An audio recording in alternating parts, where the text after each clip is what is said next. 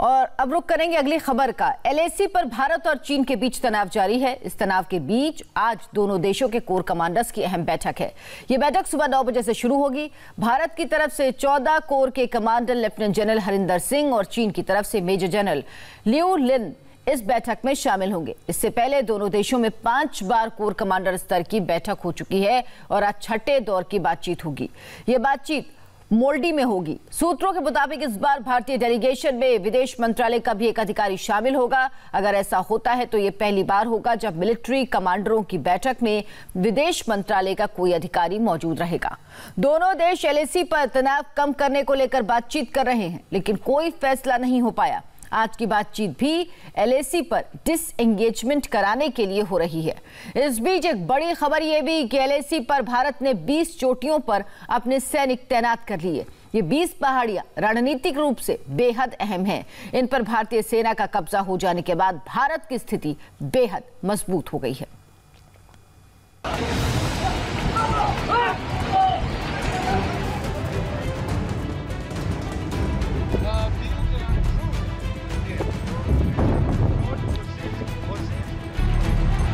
देश हित में हमें कितना ही बड़ा और कितना ही कड़ा कदम उठाना पड़े सभापति महोदय, हम पीछे नहीं हटेंगे। भारत का संकल्प है, युद्ध आखिरी विकल्प है, लेकिन इस आखिरी विकल्प से पहले चीन को समझाने की पूरी कोशिश की जा रही है। एक बार नहीं बल्कि कई बार चीन को होश में लाने की कोशिश की जा रही है और बार बार ये क्लियर मैसेज दिया जा रहा है कि चीन अपनी चालबाजियों से बाज आए, क्योंकि ये इंडिया 1962 का इंडिया नहीं बल्कि 2020 का न्यू इंडिया है। आज भी चीन को बातचीत से समझाने की कोशिश की जाएगी। एलएसी पर चीन के इलाके मोल्डो में आज दोनों देशों के कोर कमांडर की बैठक है। कोर कमांडरों की बैठक का ये छठा राउंड है।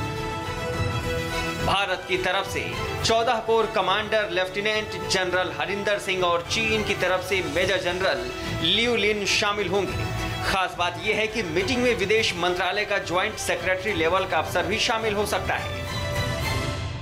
भारतीय सेना के 14 core commander lieutenant general Harinder Singh के द्वारा बिल्कुल साफ कर दिया जाएगा कि 3 फेजेस में डिसएंगेजमेंट प्रोसेस 826 किलोमीटर के लाइन ऑफ एक्चुअल कंट्रोल के फ्रिक्शन पॉइंट पर किया जाए। सबसे इंपॉर्टेंट स्ट्रेटेजिक तौर पर पैंगोंग त्सो का फिंगर 4 से फिंगर 8 का एरिया है। यहाँ पर 3 फेजेस में यानी चाइनीज पीएलए का इस जगह पर करीबन 5000 की संख्या में डिप्लॉयमेंट है।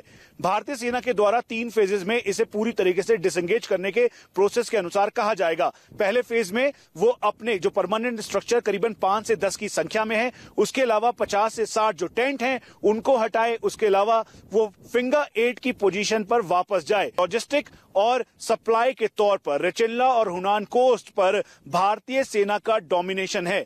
इसीलिए चाइनीज पीएलए को खुरनाक फोर्ट की तरफ यानी पैंगोंग त्सो के फिंगर 8 की तरफ, स्पांगूर गैप और दूसरे एरियाज में अब कठिनाई होनी शुरू हो गई है।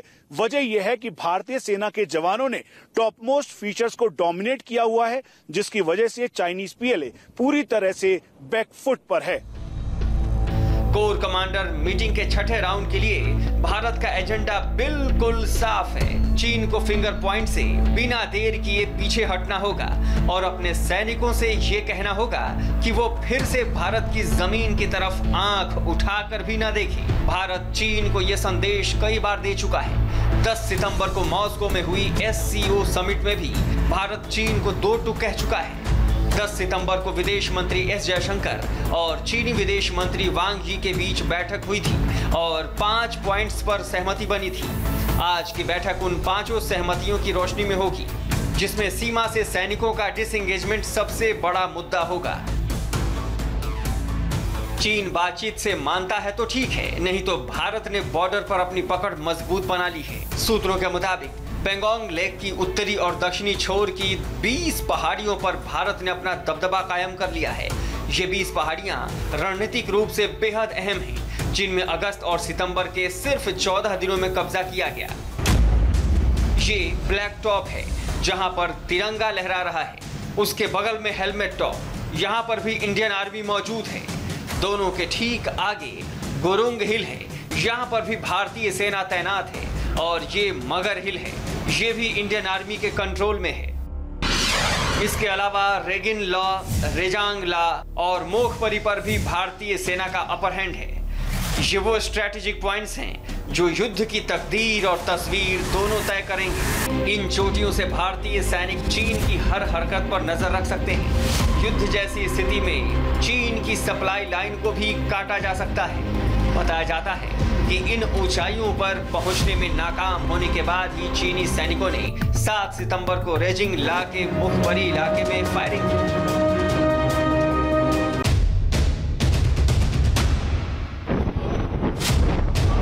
दिल्ली को इस बात का एहसास है कि जंग अक्टूबर में हो सकती है और अगर अक्टूबर में कुछ नहीं हुआ तो लद्दाख में एलएसी पर चल रहा तनाव पूरी सर्दी और अगले मार्च के महीने तक बरकरार रहेगा। इसलिए लद्दाख में ही नहीं, दिल्ली में भी हलचल बहुत तेज है। युद्ध के खतरे को लेकर साउथ ब्लॉक में लगातार बैठकें चल रही हैं। चाइना स्टडी ग्रुप से बात हो रही है। एलएसी को लेकर रक्षा मंत्रालय कई लेवल की मीटिंग कर चुका है।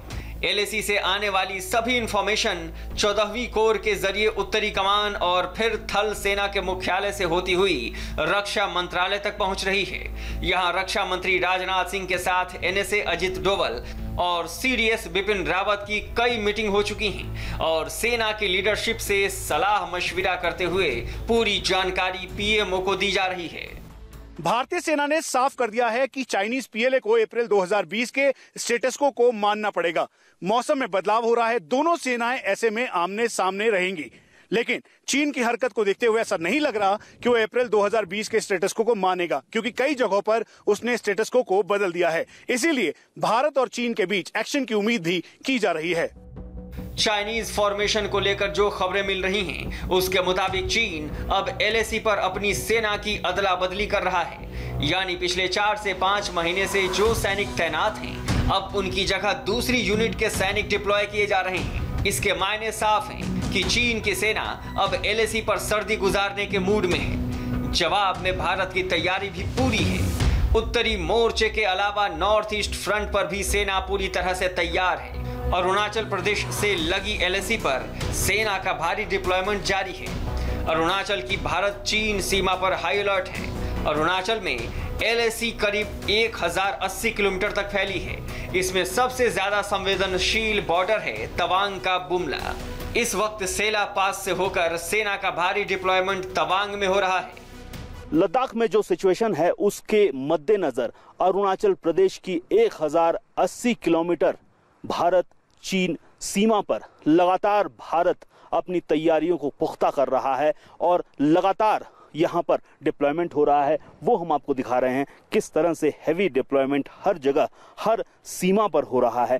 इस वक्त हम लोग तवांग की ओर जा रहे हैं। यहाँ पर भारी डिप्लॉयमेंट हो रहा है और इस तवांग के रास्ते ही 1962 में चीनी सेना भारत में घुसी थी। तो इस बॉर्डर को पुख्ता रखना, मुस्तैद रखना बेहद जरूरी है और जो जो कदम उठाए जाने चाहिए वो सभी यहाँ उठाए गए हैं। लेह हो या फिर अरुणाचल, भारतीय जवान मुस्तैदी से चीन का मुकाबला करने के लिए डटे हुए हैं। चीन के पास विकल्प कम है, शायद इसीलिए बातचीत का रास्ता भी खोला गया है। बातचीत बेनतीजा रही तो फिर चीन को अंजाम भुगतने के लिए तैयार रहना होगा।